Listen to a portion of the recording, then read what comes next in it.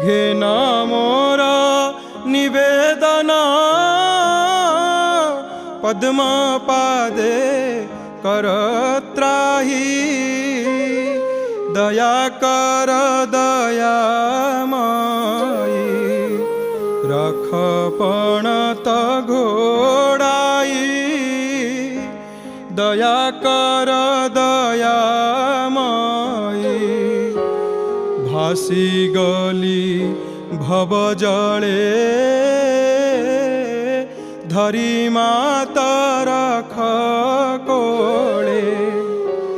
भासी गली भव जले रख माता धरी कोले कुपुत्र को रक्षा कर अभय बर।